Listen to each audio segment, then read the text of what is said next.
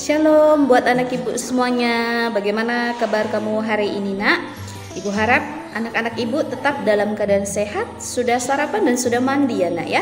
Nah, hari ini tanggal 3 Februari 2021 kita belajar tema 6, subtema 3, PB3, mata pelajaran bahasa Indonesia masih mengenai puisi, PKN mengenai mensyukuri keberagaman umat beragama di masyarakat.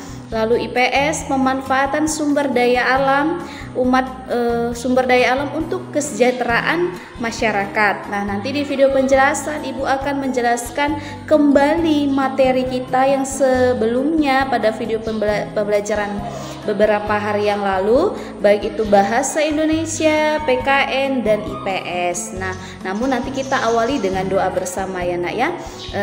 Jangan lupa untuk mengikuti video Ibu selanjutnya. Tuhan memberkati. Mari kita bersatu di dalam doa. Selamat pagi Tuhan Yesus, terima kasih buat segala penyertaan-Mu. Terima kasih pagi hari ini Tuhan masih memberkati kami, memberikan kami kesehatan. Tuhan, hari ini kami masih melakukan pembelajaran dari rumah.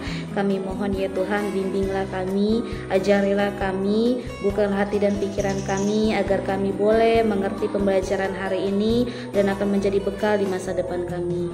Tuhan, banyak dosa yang kami perbuat, kami mohon ampun kepadamu. Hapuskanlah segala dosa kami agar kami layak menerima berkat-Mu. Tuhan Yesus yang baik, kami berdoa juga untuk orang tua kami dimanapun mereka berada. Berkatilah mereka selalu, berikanlah mereka kesehatan, umur yang panjang dan berkat yang melimpah, agar mereka boleh membimbing kami sesuai dengan firman-Mu. Begitu juga ya Tuhan buat kami mohon ajari kami ya Tuhan menjadi anak yang takut akan Tuhan, menjadi anak yang sayang antara sesama kami, menjadi anak yang penurut untuk orang tua kami ya Tuhan. Tuhan, banyak permasalahan dalam hidup kami, namun kami percaya di dalam nama Tuhan Yesus Kristus Tuhan selalu ada dalam kehidupan kami, membimbing kami, mengajari kami. Sampai di sini doa anak-Mu ya Tuhan, kami mohon terimalah doa kami, di dalam nama Tuhan Yesus Kristus kami berdoa dan bersyukur. Amin. Baik, anak-anak Ibu, pertama sekali Ibu akan menjelaskan mata pelajaran bahasa Indonesia mengenai penentuan jeda dan intonasi dengan simbol dalam puisi. Nah, pemberian jeda dan intonasi yang baik itu dapat menempatkan jeda dan intonasi pada setiap kata maupun kalimat dalam pembacaan puisi. Hal ini dilakukan agar pembaca dapat mudah dalam membaca puisi. Nah, selain itu juga nak, pembaca dapat lebih mudah dalam mengatur nafas ketika sedang membaca puisi. Nah, selanjutnya Ibu akan menjelaskan apa itu jeda dan intonasi. Jeda. Jeda ini perhentian lagu kalimat. Nah, jeda ini terbagi secara 3 jenis. Yang pertama, tanda jeda dengan disimbolkan garis miring 1, artinya berhenti sebentar untuk bernapas. Nah, biasanya pada koma atau di tengah baris itu ya nak ya. Lalu yang kedua, tanda jeda dengan disimbolkan tanda garis miring 2, artinya berhenti agak lama. Nah, biasanya koma di akhir, baru yang masih berhubungan dengan baris berikutnya. Lalu yang ketiga, tanda jeda garis miring 3. Nah, maksudnya di sini berhenti lama sekali. Nah, biasanya pada titik baris terakhir atau akhir puisi. Nah, maksudnya pada tanda jeda yang garis miring 1 itu kita menggunakan dengan tanda koma sebentar saja. Nah, lalu kalau dia tanda jeda garis miring 2 menggunakan tanda koma tapi dia berhenti agak lama, itu maksudnya ya nak. Lalu yang terakhir tadi tanda jeda garis miring 3, dia lama sekali, disimbolkan kita maknai dengan tanda titik, jadi dia berhenti lama. Nah, selanjutnya itu tanda jeda, maksudnya intonasi. Nah, intonasi yaitu naik turunnya lagu kalimat. Nah, intonasi ini berfungsi sebagai pembentuk makna kalimat. Lalu intonasi terbagi lagi. Yang pertama, V terbalik yaitu V1. maaf saya 1 V terbalik itu suara perlahan sekali seperti berbisik. Lalu ada 2 V terbalik artinya suara perlahan.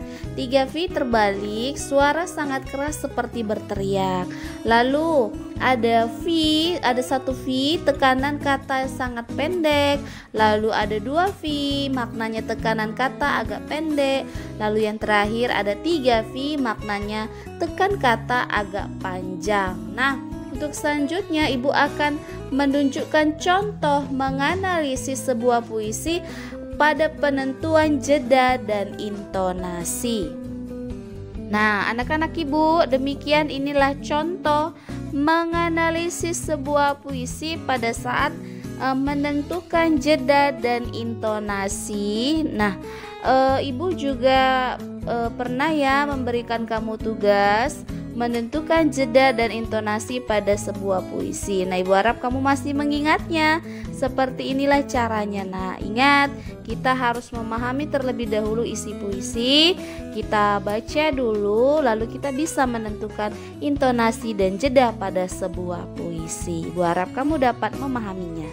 Oke, selanjutnya pembelajaran PKN mengenai mensyukuri keberagaman umat beragama. Anak-anak Ibu, dampak positif keberagaman ini seperti interaksi yang semakin dinamis, daya tarik wisata yang menunjukkan kekhasan Indonesia, perekonomian meningkat, dan persatuan semakin kuat. Namun Nak, ternyata adanya keberagaman di Indonesia ini mengenai umat beragama itu ada juga dampak negatifnya, Nak. Kenapa? Karena jikalau kita kurangnya edukasi, nasionalisme dan patriotisme, akan terjadinya isu sara. Kalau kita kurang informasi yang benar, Nak, akan terjadinya isu sara. Nah, hal ini sangat sensitif di dalam masyarakat yang heterogen sehingga memicu perpecahan. Itu terjadinya, Nak, hal negatifnya. Nah, selanjutnya Ibu akan menjelaskan apa ya mensyukuri keberagaman ini. Nah, mensyukuri keberagaman ini yaitu dengan saling menghormati perbedaan yang ada. Maksudnya menjaga interaksi dengan sadar diri dan tahu diri, dalam artian tidak perlu berbicara keluar dari kapasitas kita masing-masing tanpa dasar yang jelas. Menjaga lisan dan perilaku dalam berinteraksi dengan berbagai macam suku, ras, dan agama serta antar golongan. Jadi Nak, kita tidak perlu mengurusi apa yang bukan urusan kita, terlebih masuk ke dalam mengenai agama yang kita anut dan diyakini oleh seseorang, karena ada batasan-batasan yang harus dipahami, Nak, secara bersama. Karena begini, Nak, belum tentu pemahaman kita dengan pemahaman orang lain itu sama. Jadi yang bukan di wilayah kita itu jangan kita ikut campur. Alangkah baiknya kita harus memiliki batasan-batasan untuk memberikan pendapat mengenai keberagaman yang kita miliki, itu maksudnya. Nah, selanjutnya lalu caranya bagaimana ya mensyukuri keberagaman umat beragama di masyarakat? Nah, Ibu berikan ada 5. Yang pertama, menghormati kepercayaan agama lain dan menaati semua peraturan agama yang kita miliki. Yang kedua, menghargai keberagaman yang ada di Indonesia, melestarikan kebudayaan atau keberagaman, bersikap toleransi terhadap sesama, tidak membeda-bedakan orang yang satu dengan orang yang lain. Yang keempat, dengan saling bekerja sama, saling bahu-membahu, dan saling bertoleransi. Yang kelima, dengan menghargai, menghormati segala keberagaman yang ada dan memandangnya sebagai kelebihan, bukan sebagai kekurangan, dengan menjaga agar kehidupan dalam keberagaman senantiasa berjalan dengan rukun dan harmonis. Nah, itulah dia, Nak. Nah, Ibu harap kamu dapat memahaminya ya, bagaimana kita mensyukuri dengan adanya keberagaman di kalangan masyarakat. Jadi dengan adanya keberagaman kita jangan membuat itu terpecah belah ya, Nak ya. Ibu harap kamu dapat memahaminya. Oke. Mata pelajaran yang terakhir yaitu IPS mengenai pemanfaatan sumber daya alam untuk kesejahteraan masyarakat. Nah, anak-anak ibu, sumber daya alam tentunya memiliki peran yang sangat penting dalam pemenuhan kebutuhan manusia. Nah, sumber daya alam seperti hewan, tumbuh-tumbuhan, dan sumber daya alam non-hayati seperti minyak, logam, dan gas alam perlu benar-benar diperhatikan pemanfaatannya. Nah, jenis sumber daya alam dan manfaatnya perlu dipahami agar bisa dimanfaatkan dengan efektif. Sumber daya alam sendiri adalah semua bahan yang dapat ditemukan oleh manusia dalam alam dan bisa dimanfaatkan untuk keberlangsungan hidupnya. Nah, berikutnya ibu akan memberikan bahan baku dan kegunaannya, dan ini sudah kita gunakan ternyata dalam kehidupan kita sehari-hari. Nah, ini dia, ada ibu berikan sampai 12. Nah, ibu akan membacakan 3 saja ya. Yang pertama asbes, bahan pembuat bumbu kompor, sumbu kompor dan kaos lampu. Yang kedua batu bara, bahan bakar, pewarna, pengawet kayu. Yang ketiga belerang, itu dijadikan dengan industri obat-obatan dan korek api dan seterusnya. Nah, anak-anak ibu, beberapa bahan baku itu yang ada di bumi dapat cepat habis ternyata jika dimanfaatkan secara besar-besaran.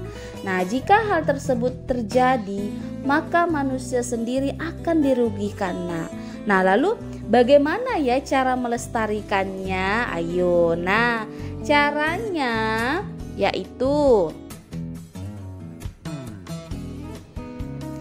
dilakukan penghematan. Yang pertama, kenapa? Karena bahan galian seperti barang tambang termasuk bahan yang tidak bisa diperbarui.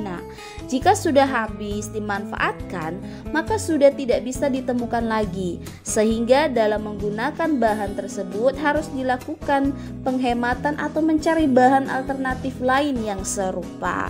Nah, yang kedua, perlindungan. Nah, beberapa hal yang harus dilakukan dalam perlindungan ini yaitu membentuk Suaka Marga Satwa dan cagar alam. Nah, Suaka Marga Satwa itu apa ya? Tempat perlindungan hewan-hewan agar tidak cepat langka dan punah. Nah, kalau di cagar alam, perlindungan hutan, tumbuhan, dan hewan yang ada di dalamnya. Jadi sehingga hewan-hewan dan tumbuhan masih memiliki tempat yang aman dan nyaman untuk mereka kalau kita melakukan perlindungan tersebut. Inilah lokasi Suaka Marga Satwa dan cagar alam yang ada di Indonesia ya ya. Sekilas ibu berikan. Nah, lalu Bu, bagaimana ya cara menjaganya, menjaga kekayaan alam ini? Bagaimana ya? Nah, cara menjaganya itu ibu bacakan sampai 2 poin ya. Penebangan pohon harus seimbang dengan penanaman pohon, memanfaatkan hutan secara serbaguna dan seterusnya. Jadi ibu harap anak-anak ibu memahami ya bagaimana kita memanfaatkan sumber daya alam itu dengan baik sehingga kita tidak dapat dirugikan. Kalau kita melakukan sumber daya alam itu jangan secara berlebihan ya ya, ingat keberlangsungan hidup kita nanti ke depannya itu dia. Jadi kita jangan terlalu boros menggunakan sumber daya alam. Nah, demikian pembelajaran kita. Ibu harap kamu dapat memahaminya ya nak ya. Nah, anak-anak ibu, kamu baru saja menyaksikan penjelasan yang ibu berikan tadi. Untuk tugas kamu itu di halaman 127 sampai halaman 129. Nah, itu ada wacana sang arsitek, wacananya sampai halaman 128, dari halaman 127 sampai halaman 128 itu kamu tulis. Lalu untuk soal itu di halaman 129. Nah, itu masih mengenai pembelajaran PKN. Kamu kerjakan, ada diagram, lengkapilah diagram berikut berdasarkan bacaan di atas. Bacaan tadi yang sang arsitek ya nak. Lalu di bawahnya apa saja prestasi yang telah diraih Friedrich Silaban dan seterusnya itu juga. Lalu apa kesimpulan kamu, itu juga kamu kerjakan ya nak ya. Itu untuk PKN dan tugas hari ini hanya ibu berikan pada mata pelajaran PKN saja ya nak ya. Bahasa Indonesia dan IPS tidak ada. Ibu harap kamu dapat menyelesaikannya. Demikian pembelajaran kita hari ini. Jangan lupa diakhiri dengan doa bersama ya nak. Diakhiri dengan doa. Tetap sehat, tetap semangat, Tuhan Yesus memberkati. Shalom.